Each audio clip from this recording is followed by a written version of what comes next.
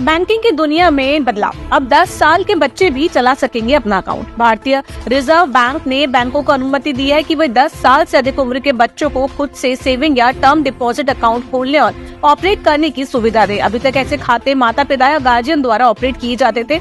हालांकि बैंक अपनी risk management policy के आधार पर शर्तें तय कर सकेंगे।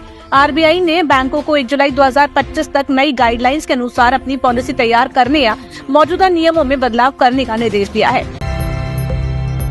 शेयर बाजार में उछाल। सेंसेक्स 300 अंक चढ़ा। आज मंगलवार को शेयर बाजार में तेजी देखी गई। सेंसेक्स 300 अंक से ज्यादा चढ़कर 79,750 के स्तर पर कारोबार कर रहा है, जबकि निफ्टी में 100 अंकों की बढ़त के साथ ही 24,200 के स्तर पर पहुंच गया।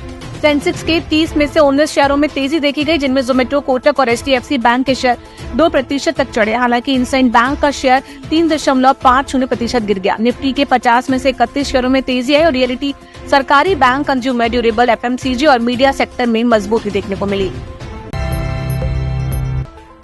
गूगल और सीसीआई के बीच समझौता। 20 करोड़ 24 लाख का भुगतान करेगा गूगल ने एंड्रॉइड टीवी सेगमेंट में अनुचित व्यापार व्यवहार से जुड़े एक मामले में कंपटीशन कमीशन ऑफ इंडिया के साथ समझौता कर लिया है। कंपनी 20 करोड़ 24 लाख रुपए का भुगतान करेगी। ये मामला 2021 में दायर शिकायत के बाद शुरू हुई जांच से जुड़ा है और कंपटीशन एक्ट 2023 के संशोधित प्रावधानों के तहत सेटलमेंट का पहला उदाहरण है।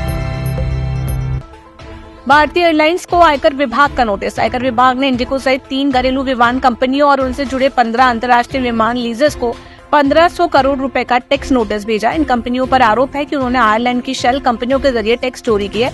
ये नोटिस अक्टूबर 2024 से मार्च 2025 के बीच भेजे गए थे और ये कार्रवाई वित्तीय वर्ष 2021-22 और 22-23 से संबंधित है।